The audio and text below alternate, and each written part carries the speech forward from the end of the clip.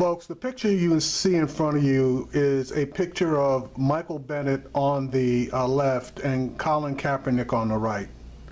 And if you're not aware of it, Michael Bennett has joined Colin Kaepernick's protest by remaining seated or taking a knee during or at the beginning of NFL football games. He's doing it, one, in support of Colin Kaepernick, and two, in protest against the injustice that is pervasive in American society. Now, a lot of people have been giving Colin Kaepernick a lot of shit, and the NFL owners have basically blackballed Colin Kaepernick. Funny that the same situation, the same treatment isn't being granted or given to Michael Bennett only because he is one of the top defensive linemen in the NFL and on a Super Bowl caliber team. So management basically has no choice, in my opinion, but to grin and bear it, or, if you're of another mind, do the right thing and support this man. Mr. Bennett's teammates are supporting him, so why not the NFL in general and people overall supporting the fact that America is unjust to people of black or brown skin, people of the sun. Now, latest news.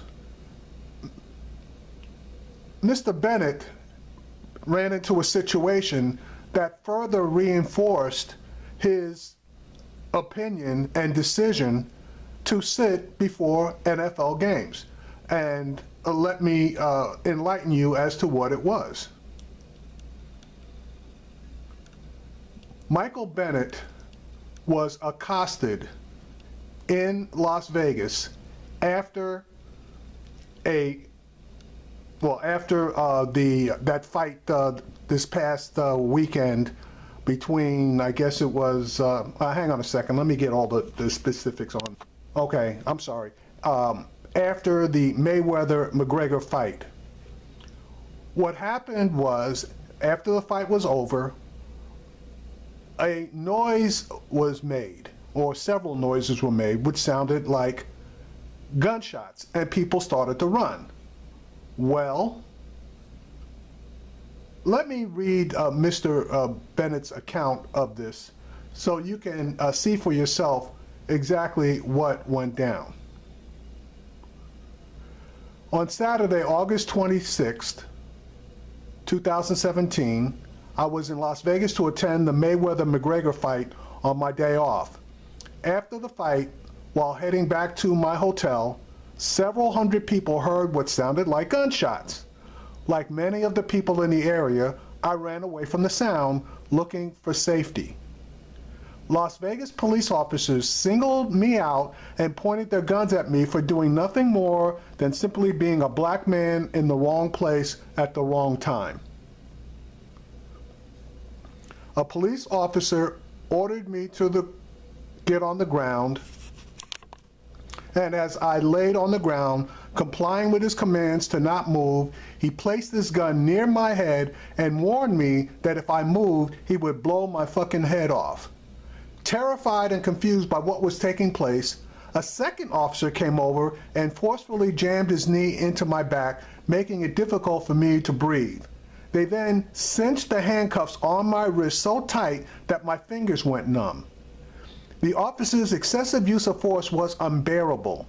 I felt helpless as I lay there on the ground, handcuffed, facing the real-life threat of being killed.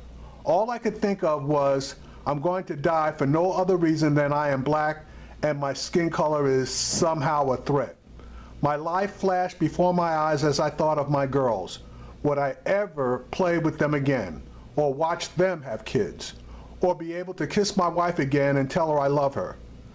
I kept asking the officers what did I do, and reminding them that I had rights they were dutifully bound to respect. The officers ignored my pleas and instead told me to shut up, and then took me to the back of a nearby police car where I sat for what felt like an eternity until they apparently realized I was not a thug, common criminal, or ordinary black man, but Michael Bennett, a famous professional football player. After confirming my identity, I was ultimately released without any legitimate justification for the officers' abusive conduct. I have always held a strong conviction that protesting or standing up for justice is just simply the right thing to do. This fact is unequivocally, without question, why when before every game I sit during the national anthem, because equality doesn't live in this country, and no matter how much money you make, what job title you have, or how much you give, when you are seen as a nigger, you will be treated that way. Okay, folks, that's the letter that he attached to a tweet. And it's available if you want to pull it up. Now, here's a statement from the NFL, okay? And this comes from the desk of Mr. Roger Goodell, okay? And now remember, he's talking about a person who kneels at the playing of the national anthem. Michael Bennett represents the best of the NFL, a leader on his team and in his community. Our foremost concern is the welfare of Michael and his family. While we understand the Las Vegas Police Department will address this later this evening, the issues Michael has been raising deserve serious attention from all of our leaders in every community.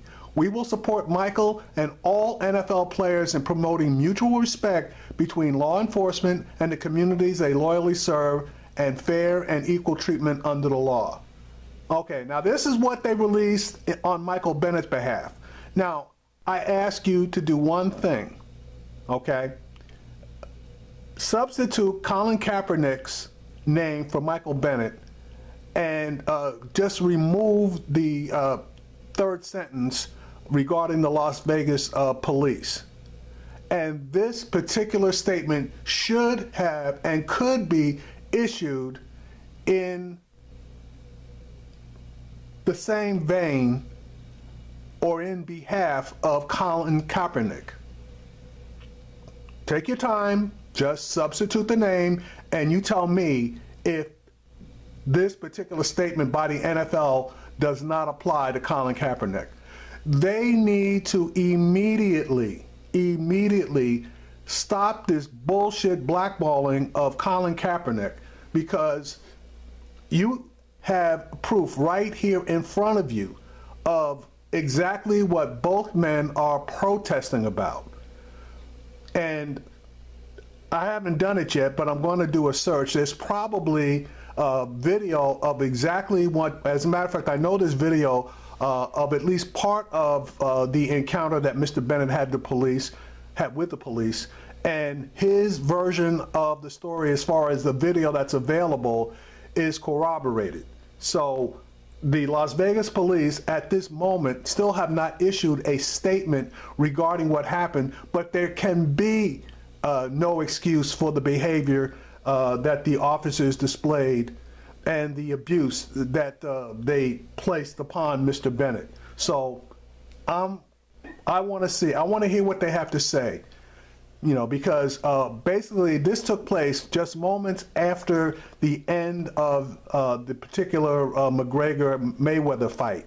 So if they try to come up with any bullshit story about an APB being issued, that is a crock of bullshit. Now, Mr. Bennett is going to file a civil rights violation lawsuit against the police department of Las Vegas. And on Ian Rappaport's Twitter account, a copy of the news release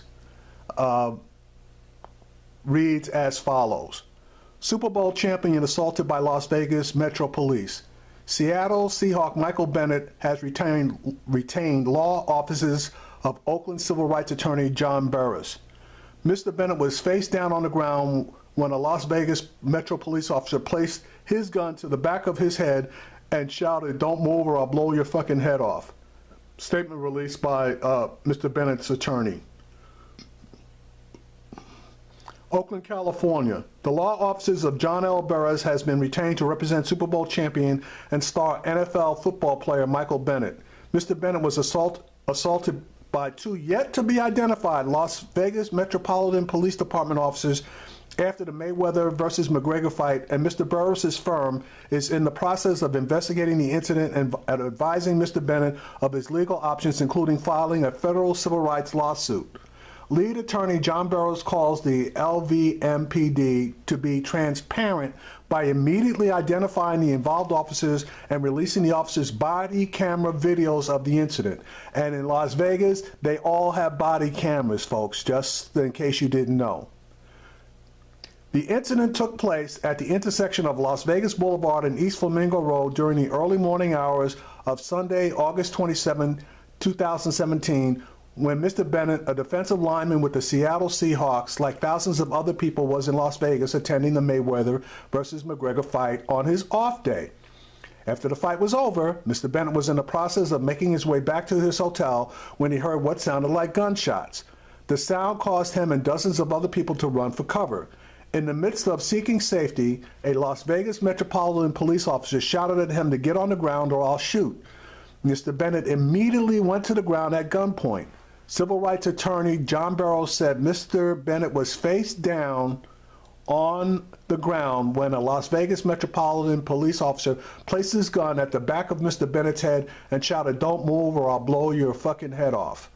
Burris goes on to say Bennett was in total compliance and scared for his life when a second officer, for no apparent reason, forcefully dug his knee into Mr. Bennett's back, making it difficult for him to breathe. According to Burris, terrified and frightened, Mr. Bennett continuously asked the officers why they were arresting him, and he tried to remind them that he had rights. The officers ignored Mr. Bennett's pleas and instead placed him into handcuffs. They cinched the cuffs so tight his fingers went numb. Burris said, adding insult to injury, the officers placed Mr. Bennett to a nearby patrol car where they continued to physically manhandle and mistreat him while forcing him into the cramped back seat where he remained handcuffed and stuffed in the patrol car's back seat for what felt like to him an eternity. Burroughs states that only after the officers confirmed that Mr. Bennett was in fact a Super Bowl champion and star NFL league player did they finally release him from custody.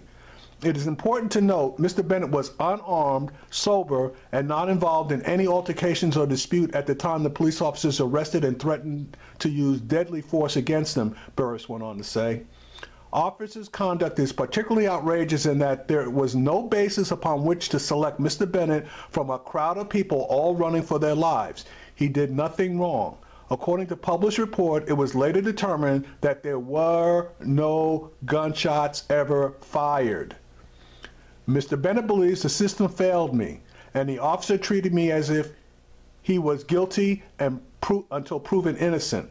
He laments that when he was on the ground complying with the officer's orders, I was terrified that I was going to be shot and killed for no reason other than I am a black man at the wrong place at the wrong time, and wondered if he would ever see his wife and two little girls again. Mr. Burroughs calls the actions of the two Las Vegas Metropolitan Police officers outrageous and Exhibit A as to how every black man, rich, famous, or poor, unarmed, and innocent, can be falsely detained, arrested, or even shot and killed by the police. This is a situation where officers arbitrarily jump Mr. Bennett and then double down on their misdeeds by threatening him with deadly force and prosecution rather than common sense or their training. The law firm is currently considering all of Mr. Bennett's legal options, including filing a federal civil rights lawsuit.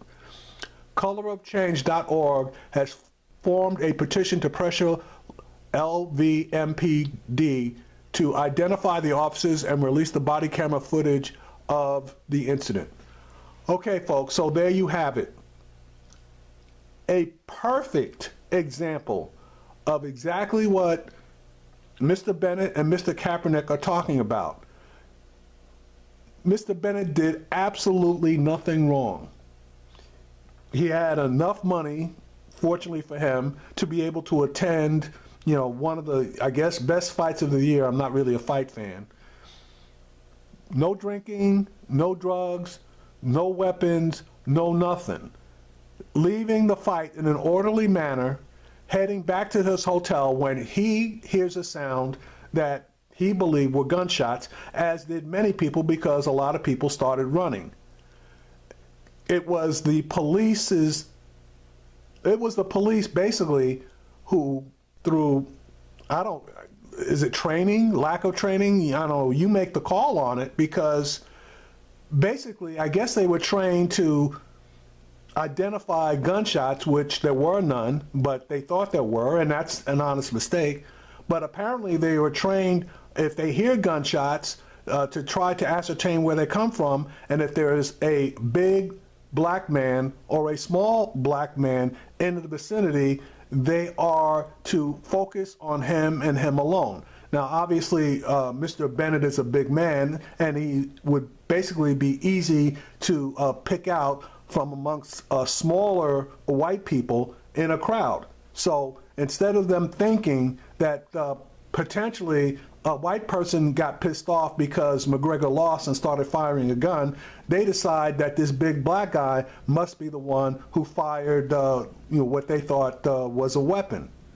But still in all, they had no justification to pick him out of the crowd. So this is what we're talking about, folks, when we talk about the perception that if you're black, police are trained to believe that you are dangerous, and they are within their rights to do whatever they want in order to, quote unquote, protect themselves from the perceived but not actual danger. I'm telling you, I've kept my word. I have not watched a single preseason football game. I am not planning on watching a regular season football game until the right thing is done by Mr. Kaepernick. And if it's the entire season that I don't get to watch any football, something, in my opinion, that is a very small price to pay in order to support this man. Folks, TMZ was able to get the video, and I'm going to try to bring it up and play it if I can. Hang on one second. Okay, I found it here. Let me play it for you.